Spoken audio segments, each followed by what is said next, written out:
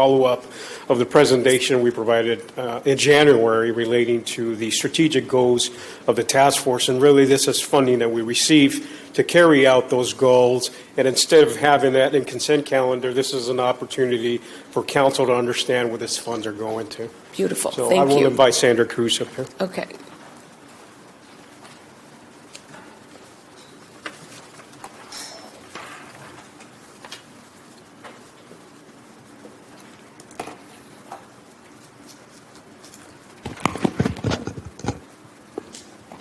Thank you, Chief Espinoza. Good evening, Mayor Blankley, members of the Gilroy City Council, and members of the public. My name is Sandra Cruz, and I am the South County Task Force Coordinator for the City of Gilroy, and I am here tonight to present on agenda items number 13.1, 13.2, 13.3, and 13.4, collectively as they pertain to the South County Youth Task Force's work. As you may recall, I came previously to present on 2 occasions during the last few months. The first time in December 12, 2022, and where you all accepted the grant funds for the South County Youth Task Force Restorative Justice Youth Diversion Program for a total of $1 million that the South County Youth Task Force secured through competitive state funding. Out of 45 applicants statewide, our application was ranked number 3, in where the top 10 applicants were awarded funding.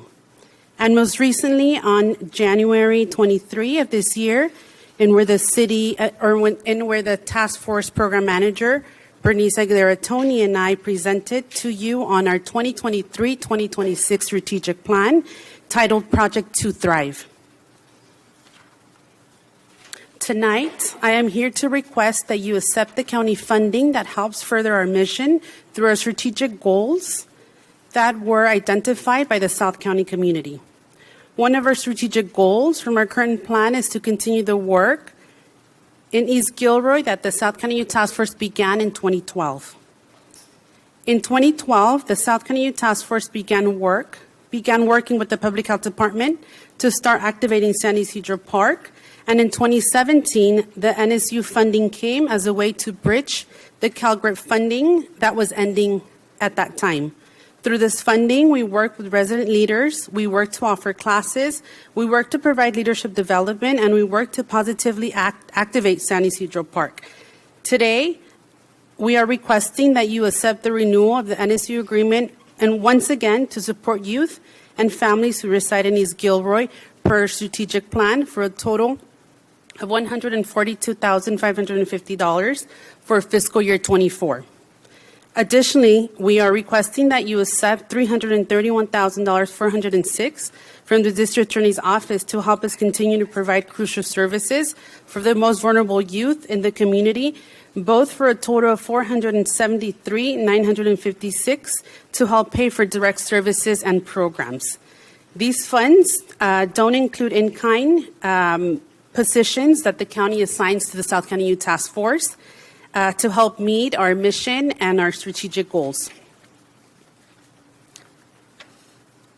This funding will help us meet our first strategic goals from our new strategic plan, which are after-school opportunities and safe places for youth, support for youth through local education systems, and community engagement and safety.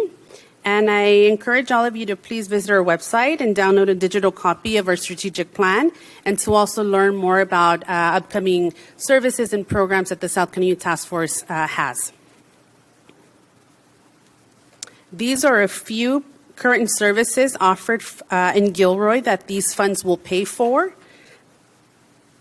late night gyms, intervention support, family and engagement crisis, contracted by a local community-based agency empowering our community for success, cultural and character development programs, youth interventions, case management, youth outreach, school-based restorative justice circles through community solutions, San Isidro Park neighborhood activation, summer flag football and other pro-social activities, and positive school climate support for schools and also in the community. I would like to highlight that Community Solutions has been involved with the South County Youth Task Force since 2012, and they have actively collaborated with our work through committees and leveraging other services and other fundings. Their contracted youth services were most critical during COVID-19 and even so now, post-COVID. They continue to operate without pausing services and ensuring that the most vulnerable youth receive the support they needed. When we first contracted with Community Solutions back in 2020, we released a request for quotes and share them with over 20 community-based agencies to encourage them to apply in South County and in Santa Clara County. Part of tonight's request is to ask for your approval of a third amendment that extends their services through June 30, 2024. This third amendment covers services retroactively for 3 years and is also paid through, and it's all paid through the South County Youth Task Force grants. These are other services that these funds will also pay for: Chinachi rites of passage, truancy abatement, DA mediation, SARB support, summer scholarships for local youth, intensive case management, evening pro-social activities through the Youth Alliance, training for community and partners such as Parent Project, restorative justice practices, support with community and relationship building events, and also for the South County Restorative Justice Youth Diversion Program. This concludes my presentation, and I can answer any questions that you may have.